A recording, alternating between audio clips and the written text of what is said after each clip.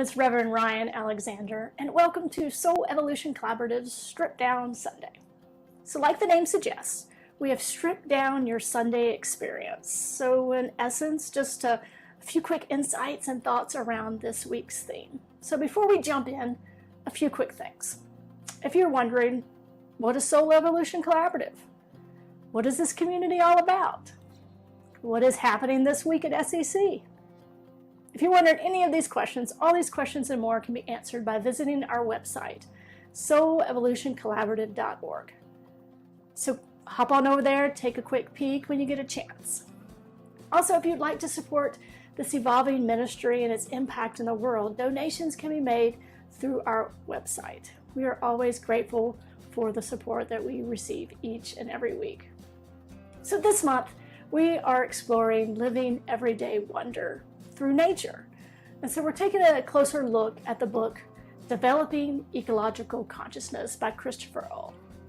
So today I want to focus on a key aspect of this process that he highlights in the book, and this key aspect is listening.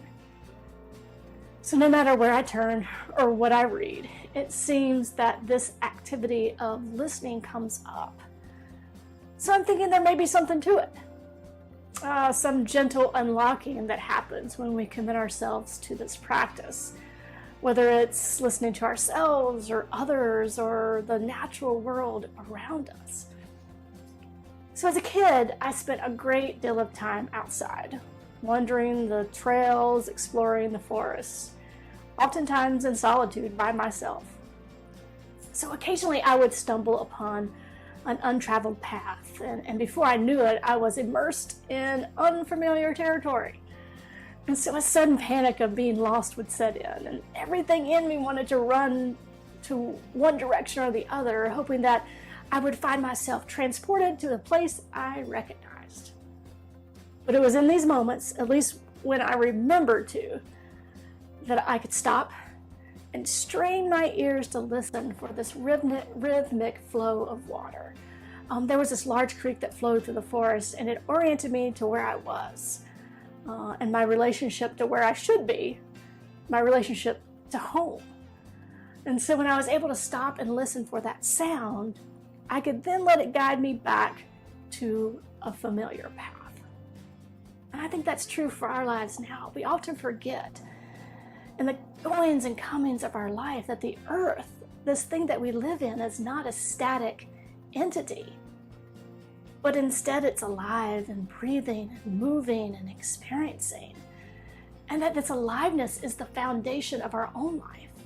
In essence, our life depends on the life of earth, the life of the universe. And so by learning to attune ourselves to what it has to say, to listen not only with our physical ears, but our whole selves, we begin to understand not only more about it, but more about ourselves and our relationship to it. More about the fundamentals of balance and harmony and interdependence, all those things that our life is the foundation of. And so in this book, 7,000 Ways to Listen, Mark Nepo recounts this. When we listen to nature, we are listening to earth. Of course, such a conversation takes time because we are too small to grasp what earth readily has to say to us. The vast earth has carried us our whole lives. It has held up and endured everything for thousands of years. It speaks 1,000 tongues, none of which uses words. Yet to build a relationship with that which holds us seems essential. And so he goes on to say, but can we hear, as the smog we have created prevents us from seeing the sky? The noise of machinery that we've created prevents us from hearing the wind, birds, and quiet teachers that have always been there. Now for me, when we read things like this, at least I can speak for myself, I recommit myself to getting out more in nature and pay attention to my surroundings, intentionally making space for a relationship with the natural world. And then I forget. And then the cycle begins again. So lately I began to ponder why this is. What am I missing? What is the key to unlocking this mystery? And then it came to me. The answer is not as complex as I imagined, but yet it's really profound. Honestly, it's really simple, as most things are. But often I see myself as separate. Now, that's an answer for a great deal of our struggles, isn't it? When we see ourselves as separate, whether it's from nature or from each other or the very presence of the universe or spirit or God or whatever you want to call it, separation creates this false narrative. We buy into it and off we go and live our lives from that space. And so there are so many things that can create the illusion of separation. And yes, it is only an illusion. The four walls of our house, the noise of our industrial world, the noise of our technological world, the noise of polarization, the noise of our dehumanization of one another, the language that goes along with that, the list goes on and on. It creates this appearance of separation. But the truth is that we are connected to this universe, to this planet, to nature, to each other. The blueprint of our life is found in the blueprint of Earth. As we become more aware of our connection with the Earth, we begin to realize our impact. And then this realization begins to create space for us to do things differently, to see things differently, to hear things differently. You know, it takes courage to listen and step out of old ways of seeing and doing things, whether it's within our context of our relationship to the Earth and our environment, or how we view and interact with those around us. And I'm sure you've heard the adage, the way a person does one thing is the way a person does everything. And the same adage can be applied to our ability to listen. How we listen in one area sets the stage for the other parts of our lives and how we listen in those areas.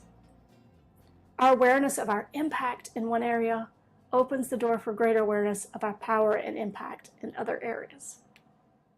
So if I become more aware of my carbon footprint and my impact on the Earth, I begin to move and act in different ways. And so then this awareness begins to seep into everything I do. And so then I begin to live with a heightening awareness in other aspects of my life. And so pretty soon I'm living from a new state of awareness and seeing myself and others with new eyes, or hearing the world with new ears. And so in our world today, we have gotten away from the true art of listening, at least I have. We drown out each other with the incessant noise of our own modern life and our own advancement.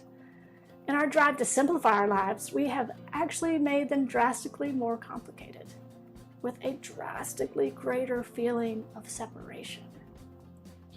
We use dehumanizing language as a barrier to listening, a barrier to our own understanding of connection. And so when we can begin to cultivate this art of listening with respect to our relationship to the natural world, we can begin to apply what we have learned to all aspects of our lives. It is through this phenomenon that we can create reverberations far and wide, restoring balance within ourselves and connection with ourselves, restoring balance and connection with the natural world that we're a part of, not separate from. We become truth seekers and truth speakers, truth listeners, living from a new perspective, living from a place of intentional listening to everything around us. And so this space of intentional presence solidifies us in this present moment. This present moment that is the gateway to the door of possibilities. This intentional presence begins to shed light on our responsibility to others, to the natural world, and yes, to the universe itself. When we can absorb the totality of our responsibility and our connection, I don't know about you, but I begin to see my life in a whole new way. No longer are my actions and words held in a vacuum with minimal impact, but instead they possess the power to tear down or uplift, to speak separation or to speak connection. And that is the call for our time, the here and now, to hone our listening skills, to pay attention, to be responsible to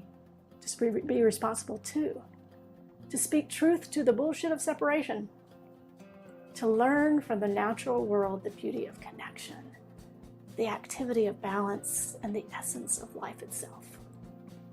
To create systems that serve to increase the health of the whole, to dismantle frameworks that no longer support sustainability or equanimity. This is the activity of the natural world, and we see it in all of life.